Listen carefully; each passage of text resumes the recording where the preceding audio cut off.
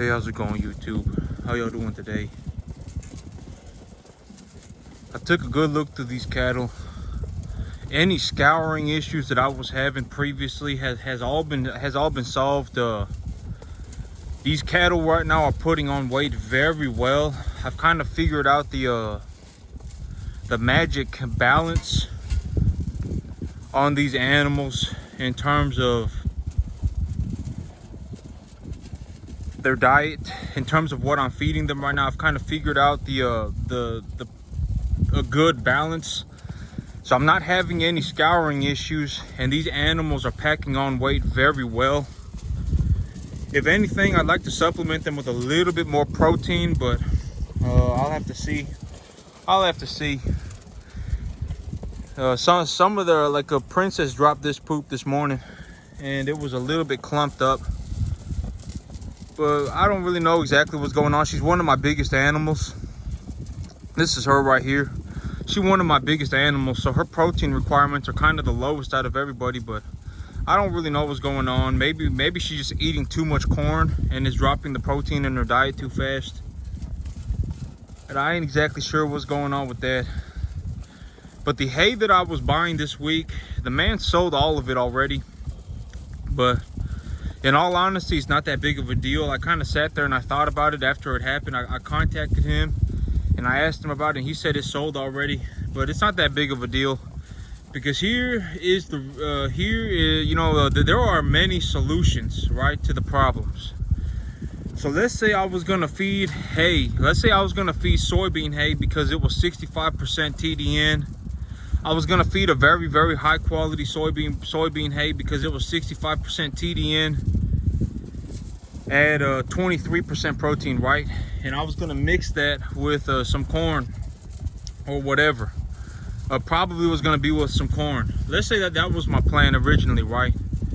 But if I want to get to those numbers again, if I want to get to 65% TDN, 70% TDN, and I want to get anywhere from about 12 to 16% protein, there are a lot of different ways that I can do it, right? And so it doesn't just have to be the soybean hay. I can purchase distiller grains. Like this was one solution that I had come up with. If necessary, I can purchase distiller grains and I can mix distiller grains with corn stalks. And I can feed a mixture of corn stalks and distiller grains to give my animals that roughage in their diet as well as the protein. So if I ran into an absolutely worst case scenario and I was looking for things, I can get to that 65% TDN and that 12 to 16% protein. I can gauge the amount of protein and TDN in their feed by essentially adjusting the amount of distiller grains in it. So I was sitting there and I was thinking about it, and I was like, you know what? It's actually probably pretty good that this hay that I purchased got bought up already. Someone else bought it, because also this person that I was purchasing the hay from, he also wanted cash. And I really don't like paying cash.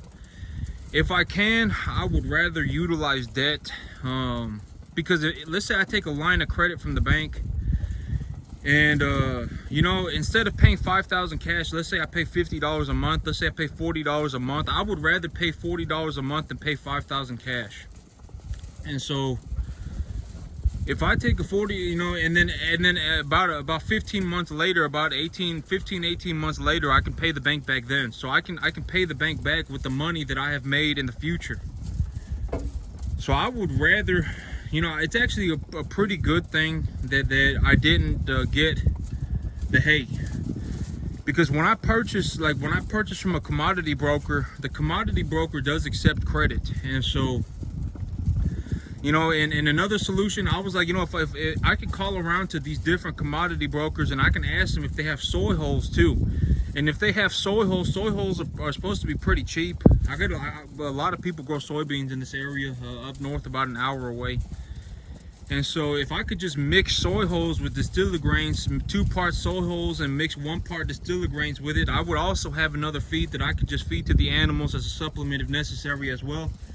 That would get them to roughly those numbers. Soy holes and distiller grains would probably have a bit of a higher TDN, and it would have probably a higher nutritive nutritive content to it. But I mean, there are long story short, there are many ways for me to solve this problem. It's not just like, oh my god, the soybean hay is what I need. It's not that. And so it actually turned out pretty good. The feed that I buy, I can just purchase it with credit, and I can just purchase it from a commodity broker. Or if things turn out well and in the fall there's somebody who's selling a lot of roughage products for very cheap, I can go ahead and purchase that. Or I can even just go ahead and buy more corn stalk bales right now. They're still pretty cheap. Corn stalk bales right now are like $25 a bale. If I get them delivered, it's like what, $35, $40 a bale. It's like $100 a ton, less than $100 a ton. And so I can feed the corn stalks as a mixture with distillers grains if I need to. There's all sorts of stuff that I can do to essentially come up with the same exact answer. 65, 70 TDN, 12 to 16% protein. I can do that in any sort of way, many different ways. But these animals right now, they're not scouring at all. I got these animals on a diet right now that they're growing very well on. These animals are packing on weight very well. All of the feed that I need, well, okay, so, you know, I've already paid for everything. After I've paid for everything, I'm gonna have about $4,000 left over in the bank. And I still have all of these animals that still need to go to market. So I'm probably gonna be sitting on about $30,000. But that's a good problem to have, right? Especially if I'm gonna scale my business up. I'm not gonna utilize the money, because having money like that, you know, let's say I go from, let's say I'm trying to scale my business. I'm looking to scale my business.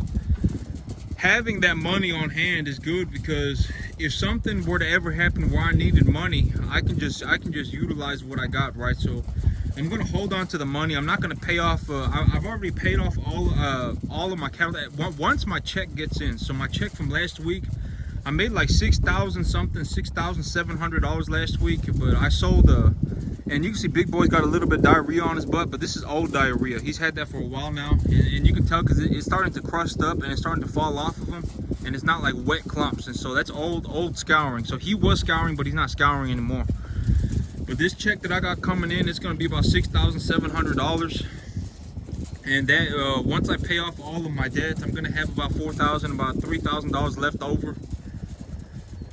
About $3,500 left over, and then I still got to take all of these animals to market. And once I sell them all, I probably have about $30,000 in my bank account. But last month I made about $32,000 last month. And this month, when I don't know exactly where I'm going to take the rest of these animals to market, but when I take these animals to market, I'll probably make about another $25,000. And so, I did very well for myself. I made a lot of money. By the end of all this, I'll probably have about $70,000 in my bank account.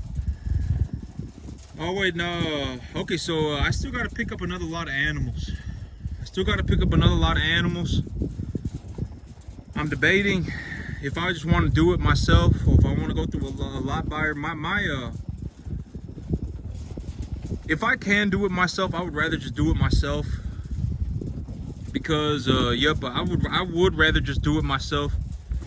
And so, you know what, I'll probably just end up doing it myself. I'll probably just end up doing everything myself again this year. Because if I have to pay this person, and I have to pay that person, and I have to pay this person, and I have to pay that person, and that person and this person don't do very good, then I've just put myself in a hole. And so unless I know somebody who I know isn't going to sell their soul for $20, you know, unless I know for sure that they won't do that, you know, I'm not going to ask them for help, right? I mean, I would rather be on my own, having to do everything by myself, than have someone who's just not very good trying to help me. That's just how it is for me. You know, I ain't gonna take even the slightest chance of losing money. That's my big thing.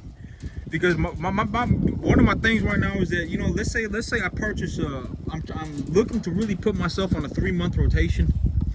So if I bring in an animal at 2.5, I really want to be taking him to market at about 5.5 in 3 months.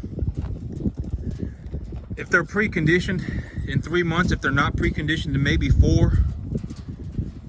But you know, if I bring them in at 2.5 and 3 months later I take them to market at 5.5, and let's say that there's a correction in the feeder cattle market, and the feeder cattle market sitting at about 260 right now, and in 3 months, let's say that feeder cattle market just starts falling out the sky, and in 3 months it's falling 10%, right? Let's say it fell 10%, and but this is my plan for if there is a sharp correction in the feeder cattle market. I'm not gonna be raising calves to yearlings like I did this year. I'm gonna be putting weight. I'm gonna just be putting weight on the calves and taking them back to the market. And so, you know, let's say that there's a 10% correction in the feeder cattle market consistently throughout the let's say, okay, so a 10% correction in 3 months is 40% in a year, right? And I don't think, well, I mean, it may happen, who knows, right? Let's say that there's a 40% correction in the market over a year, and let's say I don't make 40% as much as I did this year. Oh, it's like, oh man, instead of making $110,000, I made $70,000. It's not that big of a deal, right? Even if there's a 40% correction in 1 year, it's not going to be like, oh man, I lost everything. That's not going to happen. You know, there's zero reason for me to think about that even being as a possibility, because then it'd be like me being scared of nothing, right? Why sit there in a dark room and think about all these horrible things that could happen when it's like the chance of them actually happening are practically zero? You know, and it's like, let's say the most horrible thing happens, the most worst horrible thing happens, and the feeder cattle market drops 40% in 1 year. It's like, oh man, I went from making $110,000 to making $70,000. It's not the end of the world, right? I still do just fine making $70,000, and so it's not that big of a deal. You know, I got all this feed put away. If I need to, I can start feeding. I can bring in my big plan is to start really thinking about bringing in my next lot of grain on my next set of credit lines. And so if I get that next set of credit lines and I can start investing capital again, you know, I was thinking maybe this time I get some distiller grains. And if I get some distiller grains, if I run into an absolute worst case scenario, I could feed the distiller grains with, in a mixture with the corn stock bales. If it came down to a worst case scenario, or if I can find a commodity broker around me that has soy hulls, I can mix those soy hulls with the distiller grains 2 to 1, and I can get that delivered to me, and I can start feeding that to these cattle as a supplement feed. It all just depends. It all, you know, there are many ways for me to succeed. There are a lot of ways to solve the problem. It's not like, you know, it's I put all my eggs in one basket, and if that one thing doesn't work out, I lose everything. That's not how it works. You know, I've done so well for myself. Even, you know, okay, so here's the reality, right? Let's say the most horrible thing happens. Let's say I lose by some horrible situation. Half of my animals end up dying, right? Half of my animals end up dying. The cattle market falls 40% in 1 year. In that year, I lose half of my animals, and the cattle market falls 40%, right? Well, I got $30,000 sitting in the bank account, you know, and let's say I end up losing 30 grand. Well, I have that 30 grand sitting in my bank account, and I'll just write the losses off on my taxes, right? But the chances, I mean, you know, me personally, as an individual, me losing half of my animals, even if they are the most difficult animals on the planet, like they could be 2.5 week balling stocker calves, fresh out the sale barn, just these horribly difficult animals to keep alive. I would not lose even half of those. You know, the chances of me losing half of my animals are almost zero. It'd be like me getting scared of nothing. You know, it'd be like me sitting in a room just getting scared for no reason, for absolutely zero reason at all. And so the chances of me losing money in the cattle business are almost zero. As long as I do what I know what I'm capable of, and as long as I stick to it, I'm gonna make money. And it's like, oh my God, the cattle market corrected extremely bad, and things are going horrible and everything. And it's like, oh man, 40% off. It's like now I made 70 grand instead of making 110 grand, right? It's not. I mean, it's not the end of the world. I'll just buy more land and run more cattle. I mean, even if it happened to me every year, let's say the cattle market fell 40% every year for the rest of my life, which it won't, because you know these cattle, they're beef. At the end of the day, these cattle, they end up on people's plates as food. And so people are going to buy beef, and the cattle market is not going to zero. The cattle market is not even going back to where it was 5 years ago. The cattle market is not even probably going back to where it was even, if the cattle market does correct, maybe it corrects to like, maybe it goes from 260 to 200, right? Maybe it goes from 260 to 200, but it's not going back to 130. It's not going back to 140, to 150. Unless the economy completely falls apart. But if the economy completely falls apart, then everything is cheap. It's not just the feeder cattle. And so it's not the end of the world for me. Let's say, I make so much money running these cattle that even if they took 40% of my money away, I would still have a lot of money left over. A lot of money. And so,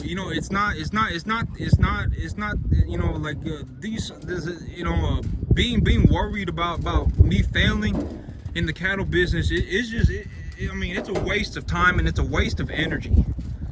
The chances, 40% is nearly half. So, it would have, the cattle market would have to go from 260 to like 150. And it's not going to do that. It's just not going to do that, okay? Not right now, unless the economy completely falls apart. It's just not going to do that. And so, even if I lost 40% of all of my earnings every year, I would still have a lot of money left over. I'd still have like 70 grand. And so it's not a big deal. I'll probably end up doing everything by myself again. All of these animals, even Slowpoke right here, Slowpoke, I handpicked him. But these animals, sometimes I got a real good deal on them. Like, I got one calf around here who's just not very good looking, and he's actually the one that's been tied up and he's being castrated right now. But I got him for $200. But sometimes, like when I sit at the sale barn and I look through these animals, sometimes these real small rinky-dink calves, they'll sell them for like a $400 or $500. These real small ones, and it's like, man, maybe 350, $450. These real small ones, like these 150-pound calves, they'll sell them for like $350. And so, sometimes I even buy those. I'll even buy those sometimes. I'll just bring them home and put them on a bottle for about 2 weeks. But that's what that calf was. But a lot of these animals, that's one of the big benefits about sitting at the sale barn, is that when I sit at the sale barn, I can just look through the animals and I can go, man, I can make money on this animal and I can buy it. It doesn't matter what exactly the animal is. It doesn't matter that the animal is an Angus animal. It doesn't matter that the animal is this, that. It doesn't matter to me. Because like when I talk to these lot buyers and I tell them I want 100% black-hided, Angus type, commodity type cattle. I want 100% commodity type cattle, black hiding and stuff like that. That's all they're gonna look for. But when I go to the market and they're bidding these cattle out, and I see something like a #1 medium frame red hided animal that people just aren't, it's a medium frame #1 and people just aren't bidding on it, I can just decide right there that I want to bid on this animal. And so that's one of the big benefits about doing everything by myself, is that if I do everything by myself, I can make the best choices for me, and that often turns into me making more money. But yep, that's it for me today, YouTube. Y'all have a good one.